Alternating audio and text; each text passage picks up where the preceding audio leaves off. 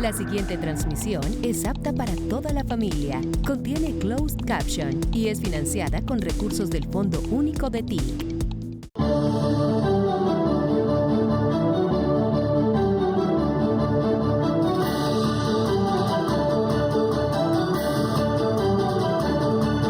No dudo en pensar que las sedes que hemos inaugurado en Bucaramanga, ya dos,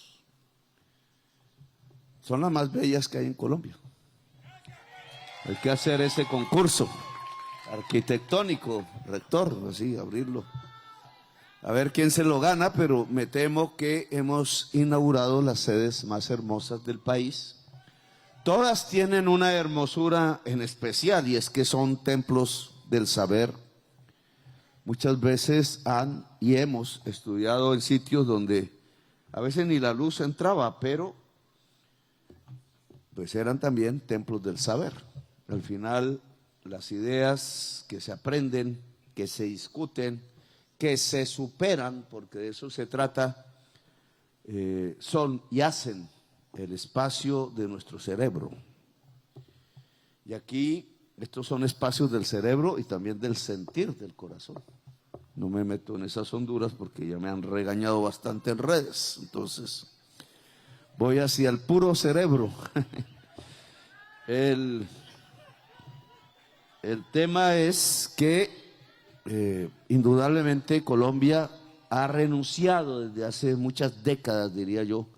Habría que en una investigación descubrir el punto de quiebre, porque en algún momento en la historia de Colombia se tuvo muy en presente la necesidad de elevar el intelecto general de la sociedad.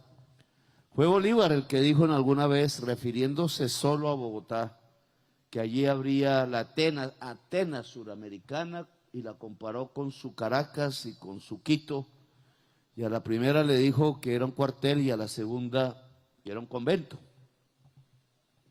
Algunos en Bogotá quieren que Bogotá se convierta en convento, pero yo prefiero que ojalá vuelva a ser Atenas. Colombia en general perdió ese ímpetu de la educación pública, tanto Santander, que no me gusta mucho, pero recibió el nombre de este departamento en su honor, hizo una gran campaña de inversiones públicas de aquel entonces, tratando de hacer los llamados hoy colegios santanderianos, ministro, que son patrimonio de la nación por su arquitectura, por su historia, pero que yo he querido que sean hoy por hoy colegios universidades, y no sé hasta qué punto hemos logrado ese propósito, dado que los colegios hechos por Santander tienen no que hacerse, ni siquiera repararse, tienen es que restaurarse, que es más costoso, más demorado, pero no puede ese inicio de nuestra república en materia educativa perderse, porque después se fundó la Universidad Nacional, después se habló mucho del intelecto general de la sociedad, de la expansión de la educación pública, pero el impulso se fue perdiendo. Y pasamos a unos gobiernos ahora recientes, para no hablar mucho de historia, que decidieron fue renunciar a la educación, es decir, renunciar al saber. De unas décadas para acá, porque la Constitución del 91 clara fue en mencionar que los ingresos que iban a la educación tenían que crecer más que los ingresos corrientes de la nación. Eso significa, palabras más, palabras menos, que lo que un padre o madre de familia decente haría con su salario, pues era lo que la nación tenía que hacer. Que una parte, si crece el salario cada vez más que proporcional, se fuera a la educación de los hijos y no a la cerveza, o peor, a comprar pistolas y revólveres. Nosotros hicimos lo contrario. No yo, porque lo critiqué, como parlamentario por primera vez, frente a Uribe, le negué mi voto. Ahora me lo cobran. Le negué mi voto porque cómo se le ocurre, o se le ocurrió, aunque yo creo que aún se le ocurre, transformar el presupuesto que iba a la universidad pública, el que crecía, el que iba a la educación en general, por orden de la Constitución, y cambió la Constitución por eso, mandarlo a hacer cuarteles, comprar bombas. No compró muchas. Ahora resulta que no hay muchas en el ejército, no lo fortaleció tanto como dijo. No le subió el sueldo a los soldados, creyó que eso era esclavos, que había que mandar a la guerra y decirles héroes en televisión mientras no podían comer en los cuarteles. Y hambrientos salían al combate. Ahora entiendo por qué. Porque debates después, ya en el gobierno final de Uribe y comienzos de Duque, es que creían que el soldado hambriento entonces mataba más y de manera más salvaje. Claro, sin el libro, con hambre en el estómago, el ser humano reacciona cada vez menos como ser humano y cada vez más como bestia, que no diría que animal, porque el animal logra el equilibrio natural de su instinto. La bestia no tiene ni el instinto ni el conocimiento, lo usan para aniquilar innecesariamente. Y eso nos ocurrió en esta sociedad, al punto que desde que cuenta la Comisión de la Verdad tenemos 700.000 asesinatos de colombianos entre sí, y desde por lo menos la Constitución del 91 tenemos 100.000 más, y somos una sociedad que se mata entre sí, que tiene unos números allí dantescos, pero una de las causas fundamentales tiene que ver con el estómago y con el cerebro. Otros dos órganos que quiero juntar, porque cada vez que junto órganos del cuerpo pues salen problemas. Pero juntemos cerebro y estómago, a ver si me entienden, aunque hay otras hambres. Si juntamos cerebro y estómago, no puede funcionar el cerebro a cabalidad y expandirse, porque es un órgano elástico, no físicamente, sino en su función, si el estómago está vacío. Por aquí alguien dijo eso. Los niños van con el estómago vacío a la escuela. Iban. Los soldados iban con el estómago vacío a la guerra. Y ni educación ni guerra, solo barbarie. Esa es la palabra con que podría resumir estas últimas décadas. Le quitaron el presupuesto a la educación pública. Según FECODE, cuando hace sus cuentas, son más de 100 billones de pesos los que, si cuenta de la reforma constitucional que hizo Pastrana, que fue el primero, para entregárselo a los banqueros en la crisis económica del 98, y después la misma, pero ya permanente, que hizo Uribe, para entregársela a la guerra y a la barbarie, pues son más de 100 billones de pesos los perdidos en la educación pública de Colombia. La misma cantidad que se destinaron a las 4G. Aquí alguien dirá, es que se puede para todo. No se puede para todo. Lamentablemente no somos ricos. Podríamos serlo, pero no lo somos hoy. Y eso significa que hay que dar prioridades en el presupuesto. No todo se puede. Y hay que escoger. Y así será ahora y dentro de unos años y otros. Y dependerá del voto popular cuáles son las prioridades. Porque si pensamos en cuáles fueron las prioridades hace 2 décadas, no fue otra que aumentar el negocio de la universidad privada. Ese fue todo. Para eso se hicieron los créditos del ICETEX, para eso se hizo el programa Ser Pilo Paga, eso tiene otros nombres, ya no los recuerdo muchos, Generación G, otros, etcétera, pero hubo un constante manejo del dinero público para sostener la universidad privada, que alcanzó a tener la mayoría de los estudiantes en algún momento de educación superior.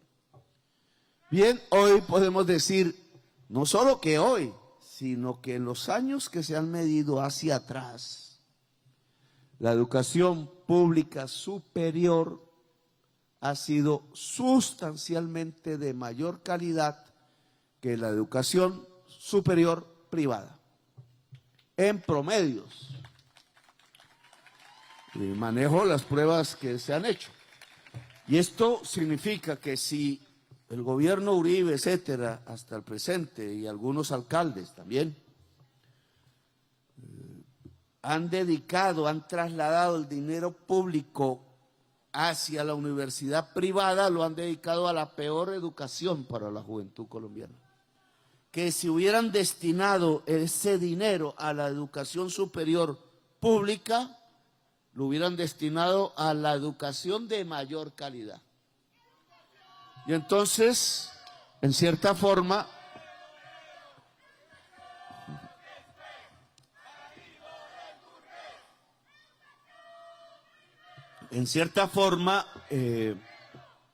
lo que han hecho es una estafa, así se llama. Una estafa que se puede contar, si las estadísticas son ciertas, de más de 100 billones de pesos. Aquí las estafas, ya vengo varias alocuciones mostrándolas.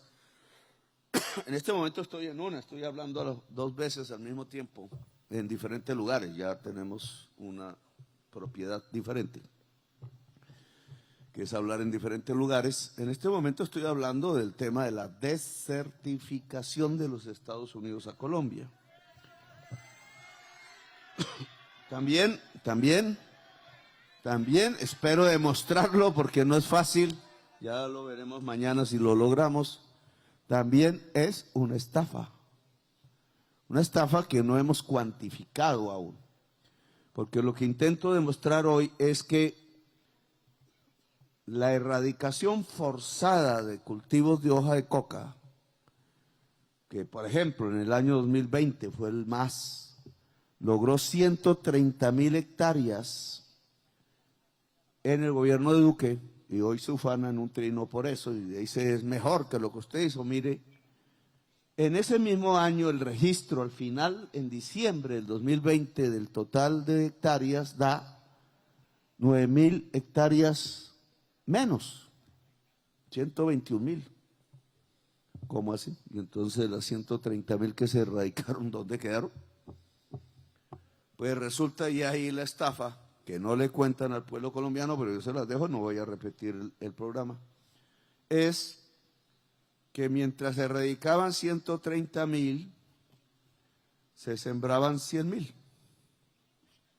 Porque el campesino o el mafioso, depende, veía erradicar la hoja de coca con glifosato, y entonces se iba al lado vecino y volvía a sembrar la misma cantidad de hoja de coca. No había voluntad de quienes tenían esos cultivos de erradicarlos, simplemente los volvían a sembrar de nuevo. Y 20.000 hectáreas se las robaron, 30.000. No las hectáreas, sino el glifosato que regalaba a los Estados Unidos a entidades públicas de Colombia para ser usados, y desaparecieron. Entonces pusieron una cifra falsa para que no se dieran cuenta que se habían robado lo que se necesitaba en glifosato para quemar 30.000 hectáreas. Luego solo disminuyó en 9.000, es decir, quedaron 121.000, algo así, y así todo el periodo de erradicación forzada. El periodo de erradicación forzada, porque ya en el 2021 se disparó hacia arriba y volvió a crecer hasta que me entregó Duque 230.000 hectáreas. Lo que demuestra esto es que la erradicación forzada, donde se han robado mucho glifosato y dinero público, solo ha servido para hacer crecer la cantidad de cultivos de hoja de coca de Colombia. Nosotros usamos, y solo se ha usado 2 veces en nuestra historia, la política de sustitución de cultivos, voluntaria. Me parece boba y resulta que cada vez que se ha usado ha funcionado. Y ha funcionado porque cuenta con la voluntad del campesino, que no se pone a sembrar de nuevo las hectáreas, sino que quiere vivir de su cultivo lícito. Por eso hoy podemos decir que hemos erradicado 30.000 hectáreas y detuvimos el crecimiento de cultivos de hoja de coca. Es el año 2024. Yo espero que este año sea negativo. Pero bueno, les contaba eso para mostrarles cómo grandes políticas públicas han sido estafas. Esta de la coca es una. Pero la de la educación pública es otra. ¿Cuántos billones de subsidios a la universidad privada se han entregado durante el lapso de tiempo de la reforma contra la Constitución del 91? Esa suma que invito a calcular, traída a valor presente, porque un economista siempre hace eso, traer a valor presente, ¿cuánto da? Y eso es el volumen de una gran estafa al pueblo colombiano y sobre todo a su juventud. Porque aquí incluso no hay que separar el estudiante de la universidad del soldado, como lo acabo de hacer. Porque al soldado hay que darle dos cosas, como al joven civil: la alimentación del estómago y la alimentación del cerebro, que es la educación superior. Por eso ahora no hacemos la división, porque ahora estamos generando, ojalá el mando militar me escuche bien, porque nos queda un año, el aumento de la capacidad del ejército y la policía por la vía del incremento del porcentaje de estudiantes universitarios compuesto de soldados y agentes de policía. Y el incremento en el conjunto de universidades de Colombia de el porcentaje de jóvenes que pueden asistir a una universidad. Ese debe ser para todos y todas, y ese es el primer objetivo para el compañero que me precedió, que, pero aquí no me dieron los nombres, Nicolás, por acá está. El primer objetivo, y entonces hay que ver cuánto plata tenemos para eso, es que todas y todos los jóvenes en edad de estudiar, que salen de su secundaria, y hay otros que ni siquiera alcanzan a terminarla, puedan estudiar en la educación superior en Colombia. Pública, porque la mayoría de los que no están, en general, pues son estudiantes de escasos recursos. No pueden pagar una matrícula en una universidad privada cara, y si el Estado lo hiciera, le quita más o menos a 10 estudiantes cupo. O sea, cuando se financia un cupo de universidad privada desde el Estado, se le quita a 10 cupos en la universidad pública, porque la universidad pública tiene un costo menor, no es un negocio, y ese costo menor puede garantizar una cobertura mayor y un proceso de crecimiento de la calidad educativa a partir de los desarrollos de la investigación y la preparación cada vez más grande de su profesorado, a partir de la práctica misma, de los sitios de investigación, etcétera. Ese nivel aún no lo hemos alcanzado. Hemos crecido, sí. Hemos crecido exactamente a tener hoy por hoy el número de estudiantes en todos los sistemas de universidad pública más grande en la historia de Colombia. 2,5 millones de jóvenes estudiando en la educación superior. Punto.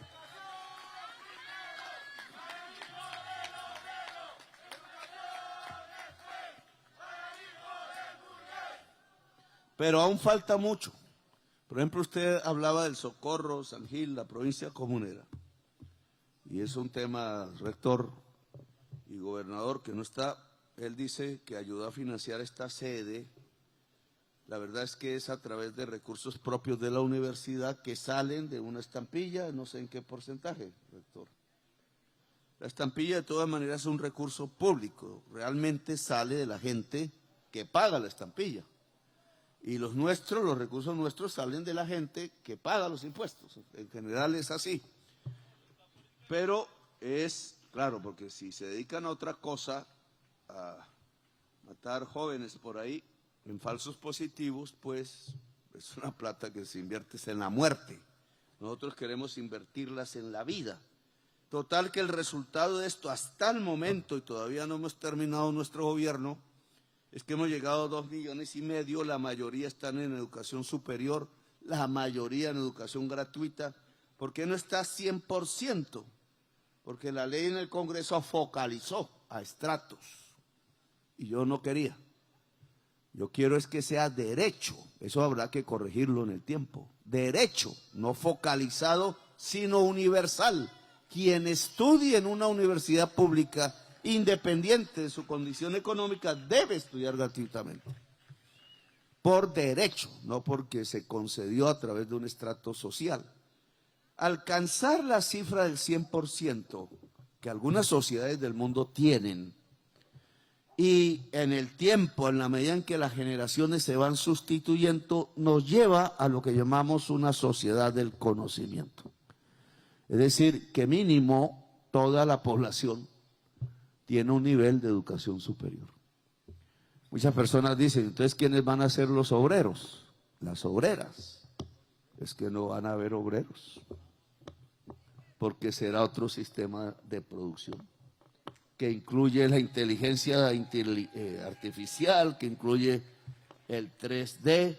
Será interesante, ojalá pueda yo vivirlo, porque ahí sí se va a definir si la sociedad sigue en un capitalismo que llevaría a ese tipo de sociedad de alto nivel intelectual y alta productividad a la mayor de las explotaciones, y por tanto, pues a una revolución, o revolución que será mundial, no nacional, o se reforma de tal manera estas sociedades que los beneficios de la productividad que da el crecimiento generalizado del intelecto de la sociedad se vuelva tiempo libre. Es decir, que creamos en nuestro tiempo libre pago por la sociedad. No voy a hablar de ese futuro, pero me encantaría que medio lo soñáramos, pero ese es el camino. Luego, el primer objetivo es lograr cubrir lo máximo de cobertura de la juventud. Nosotros estamos a medio camino. Aún tenemos año y medio, pero el otro gobierno tiene que dar el siguiente salto. Y ahí sí estaríamos en órdenes de 70-80% de la juventud. Ahora, ese gobierno repetirá lo que hizo Uribe y mandará el presupuesto para otras cosas, totes, chitos y paletas. O se seguirá invirtiendo en un crecimiento de la cobertura y la calidad de la educación superior. Esa va a ser una decisión de la sociedad. Obviamente hay que informarla. Esto es lo que usted decide. Si sigue creciendo la universidad superior, si estas sedes tan hermosas se siguen abriendo con fibra óptica, con lo que la tecnología va mostrando, y más jóvenes, incluidos los del Socorro, incluidos los de San Gil, etcétera, porque si ahí se abren sedes, ¿en dónde ponemos la renta joven? Que yo la vi y la critiqué. Porque renta joven es una política de Duque, y contesto, para el COVID, para eso se hizo. Como estábamos enredados, ¿cómo come un joven? Sobre todo si no está viviendo en su casa, porque ahí, y también si vive en su casa, estaba enredado, se creó para eso. Pero las universidades tienen que tener restaurante. Y el restaurante, hablaba yo con el rector, obviamente, si está solo en Bucaramanga, pero no está en San Gil ni en otras sedes, porque aún es escasa la infraestructura de la universidad superior, pues entonces el estudiante va a decir una plata para mí. El restaurante debe ser del bienestar estudiantil, es decir, colectivo.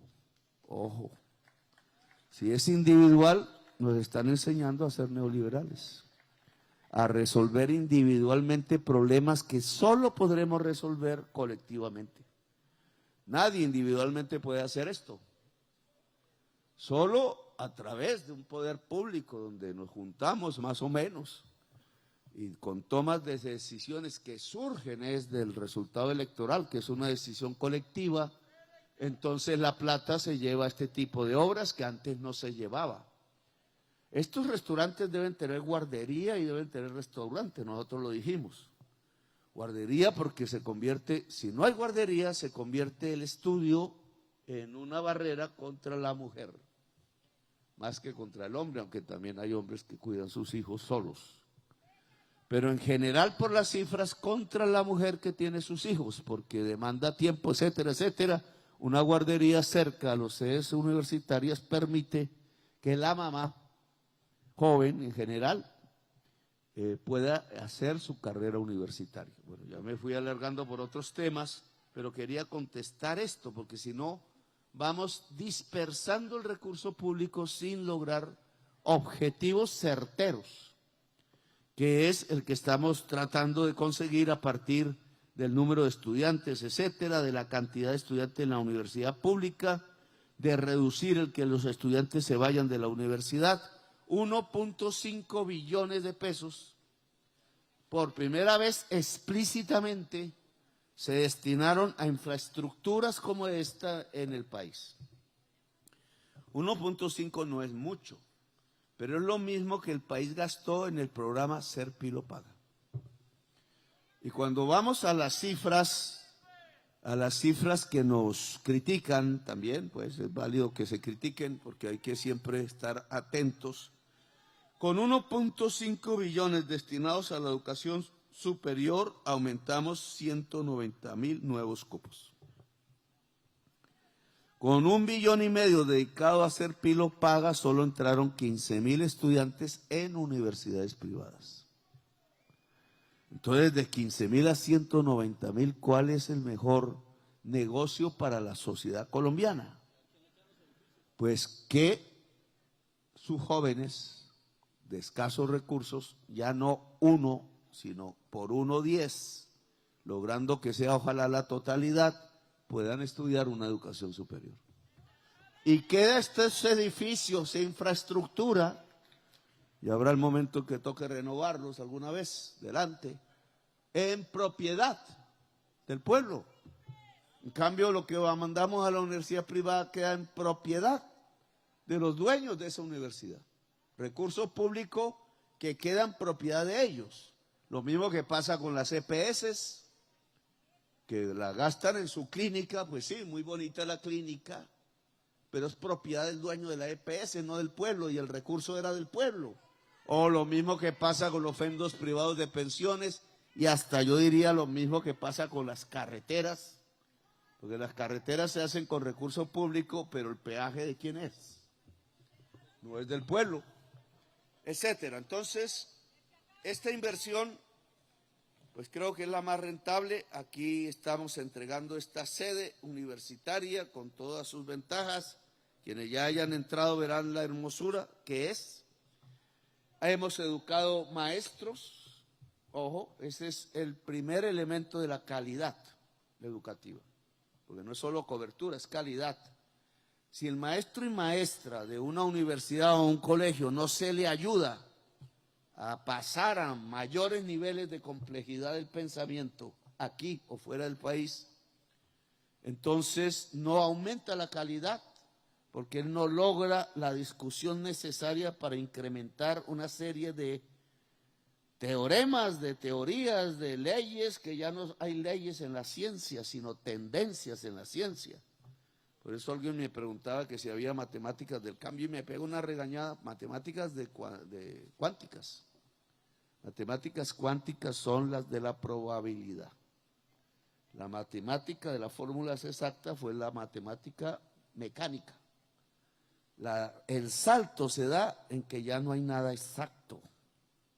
Son tendencias. Nosotros nos enseñaron como la ciencia de las cosas exactas. No hay ninguna cosa exacta.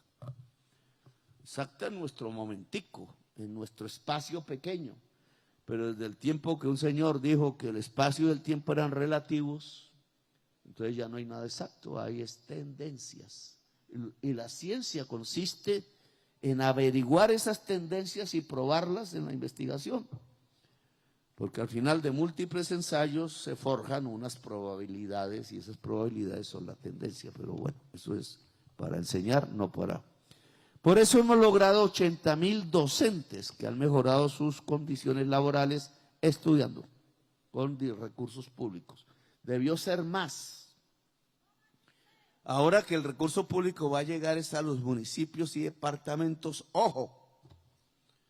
Porque parte de ese recurso que salta nosotros hicimos saltar de 50 billones al año, precios corrientes, a cerca de 80 billones este año, el presupuesto total de la educación pública. Con eso hemos logrado que miles de maestros vayan a enseñar arte, algunos pocos deportes, estamos esperando programación en los colegios, mejoramos más o menos 500 infraestructuras para que 500 colegios entreguen también educación superior. Y articulamos esos colegios a universidades que entonces tienen dos patas. Enseñan en los últimos años del colegio créditos de educación superior y esos estudiantes pasan a la universidad para hacer en menos tiempo, porque ya estudiaron créditos, el pregrado que llamamos hoy, la carrera. Ese sistema ya está andando en Colombia, hay que ver cuántos estudiantes están cobijados ya bajo ese sistema, pero sí se amplía, cada vez tendremos una mayor base estudiantil estudiando educación superior y estaremos alcanzando el objetivo que queremos. Estas sedes, por tanto, ya serán el complemento ya en el tercer año de la educación superior que se enseña en colegios que deben quedar en todos los lugares del país. Y así se resuelve el problema de Nicolás, porque en esos colegios se comería ya en el colegio, restaurante, comida caliente, y aquí también. Entonces renta joven no es necesaria, si me gasto la plata en renta joven, me tiro la cobertura de los jóvenes pobres en la universidad. Bien, esto es lo que tenemos aquí para entregar. Hay que seguir, rector, el tema de la educación que yo llamo para la inteligencia artificial es clave. Aquí existió en ingeniería de petróleos o existe.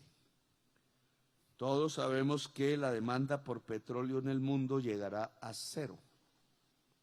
Y la demanda por carbón del mundo, en el mundo, más rápido llegará a cero. Luego es necesario que la ingeniería de petróleo se transforme en transición hacia la ingeniería de energías limpias. Ojo, porque nosotros tenemos que lograr que Ecopetrol, si no lo hace rápido, se nos va a quebrar, sea ecoenergía y logre subsistir en las décadas siguientes siendo la mayor exportadora de Colombia en energías limpias y su mayor generador en el territorio colombiano. Es una transformación que hay que intentar en concertación con estudiantes y profesores que no les gusta mucho la idea, pero es que no hay alternativa, lo demás es estudiar algo que ya no se va a usar. Necesitamos que este tema de la programación, los algoritmos que van ligados al tema de la inteligencia artificial se desarrolle en Colombia, que empieza por las matemáticas. Según sus datos, a través de los exámenes, logramos hacer saltar el promedio en matemáticas en los colegios públicos y logramos que la universidad aumentara su calidad, pero hay que extenderlo. Colombia necesita ser vanguardia en la educación de inteligencia artificial para que podamos tener las tecnologías más avanzadas que en lugar de ponerse al servicio de 4 o 5 feudales dueños de la llamada nube, que es a lo que Estados Unidos nos está obligando, se ponga al servicio de la sociedad y de la humanidad, porque la humanidad empieza a ser un nuevo concepto político que, a diferencia del tercer discurso de la compañera, no es tanto el proletariado, es una discusión ideológica, sino la humanidad. Porque hoy lo que está en peligro no es una clase social, es toda la humanidad. Y entonces aquí, pues Palestina precisamente es la demostración de lo que estoy diciendo.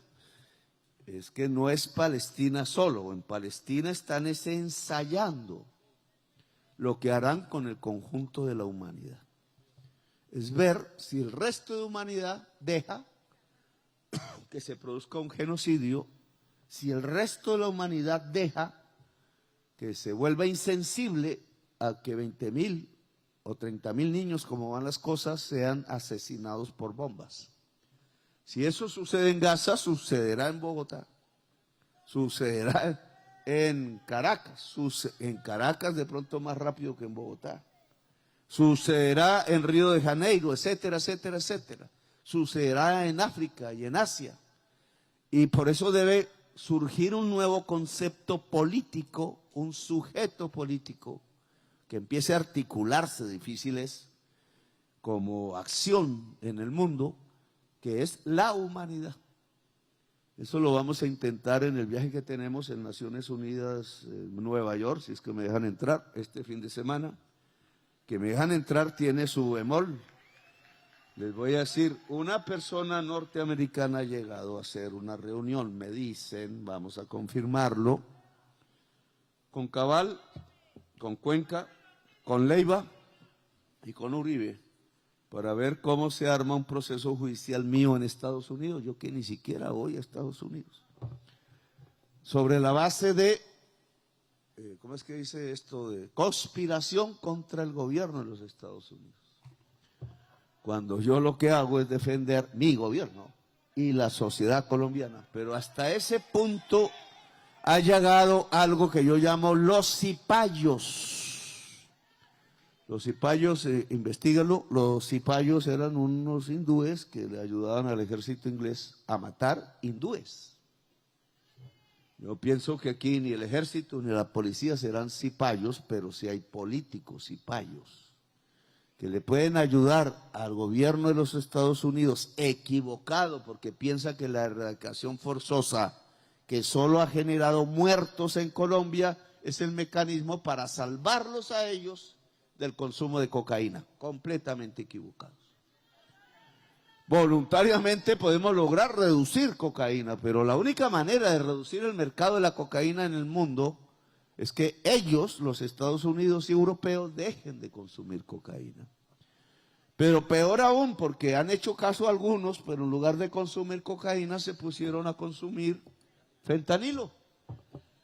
Y entonces ha muerto 1 millón de latinoamericanos entre sí en la guerra que llaman contra las drogas. Fíjese ese nombre tan mal puesto. Ahora lo corregimos.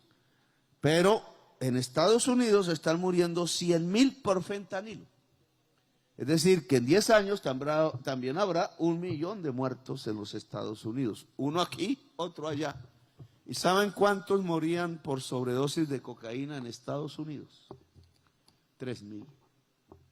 O sea que durante estos 50 años de lo que han llamado guerra a las drogas, ha muerto 1 millón de latinoamericanos y está por morir otro 1 millón de norteamericanos porque se cambió de moda. Alguien podría hacer un análisis científico de la cocaína, no en términos de moléculas o de impacto en la vida humana, que hasta ahora da 30.000 muertos por año en Estados Unidos, sino su impacto social, antropológico. ¿Para qué es la cocaína? Yo hasta donde puedo entender, la cocaína solamente es para que no se duerma el trabajador, siga trabajando, porque en Estados Unidos no hacen fiesta, aquí sí, pero en Estados Unidos no. Entonces viven solos en unos cucuruchos, ahí unas celdas. Entonces no consumen cocaína para estar solos en su celda. Cuando lo hacen se suicidan. Eso es lo que pasa con el fentanilo.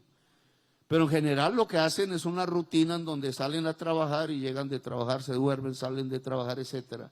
¿Cómo alargan la jornada? Pues con cocaína. ¿Y alargan la jornada para qué? Ellos creen que para ganar más salario por horas, porque tienen un salario por horas.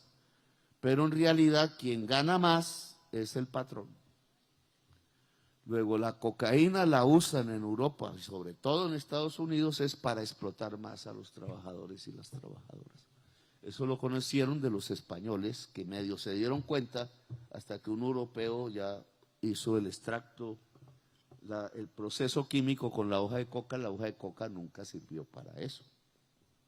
La hoja de coca sirvió para ritos religiosos y hasta fiestas de los indígenas, pero no para explotar más trabajadores, que es lo que hacen en Estados Unidos. Entonces, ¿para qué sirve entonces el fentanilo? Ese ya no sirve para alargar la jornada de trabajo, ni para nada más que para morir. Luego estamos hoy ante la droga de la muerte. Que vaya a entrar a Colombia, no creo, pero hay que tener cuidado. A América Latina, pero lo que sí está haciendo es que esos que viven solos y solas en el mundo de la rutina triste del trabajo capitalista, como dice la compañera de Estados Unidos, ya no están tomando una droga para alargar la jornada y ganar unos dólares más, porque ya se dieron cuenta que esos dólares más no calientan el corazón, sino para matarse. Es la droga de la muerte. Bueno, ellos no corrigen eso y por tanto están en el problema en que están, pero no nos pueden imponer algo diferente a lo que nosotros somos. Nosotros somos una sociedad campesina, hay que llevarle al campesinado no el glifosato, sino los conocimientos para producir más comida. Y hay que lograr que hagamos más reforma agraria para que el campesinado pueda lograr que sus hijos e hijas puedan venir a una universidad de estas. Si eso lo logramos, en Colombia habrá paz y Colombia será una sociedad avanzada en las máximas técnicas de la inteligencia artificial, que también es un peligro. No discutiré ahí ya las cosas, otro día me invitan a una conferencia, pero también en la producción industrial, en la producción agraria, en la construcción de una sociedad cada vez más fortalecida a través de su tejido afectivo, porque al final la humanidad solo está en este planeta porque se ayuda, no porque está sola individualmente. Las sociedades de individuos solos que no conocíamos antes, pero que hoy estamos empezando a conocer, no son capaces de sobrevivir. La humanidad es capaz de sobrevivir en el planeta Tierra porque no debe dejar que se muera la ayuda. Llámeme en fraternité, ahora aquí estaban hablando en varios idiomas, llámese solidaridad. Yo le llamo a esa ayuda amor, pero ya recibí críticas porque dicen que abrazar a alguien es pecado.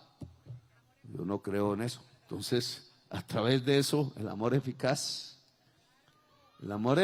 ojo, es ayudar al campesinado, no matarlo. El amor eficaz es fortalecer el tejido social y no llenarlo de terror. El amor eficaz es lograr que la sociedad colombiana sea libre e independiente y no someterlo a estos peligros extranjeros de dominación, de invasión a países latinoamericanos y amenazas a más de un gobierno, incluido el gobierno colombiano. Así que mucho amor eficaz y mucho estudio, muy amables por haberme escuchado.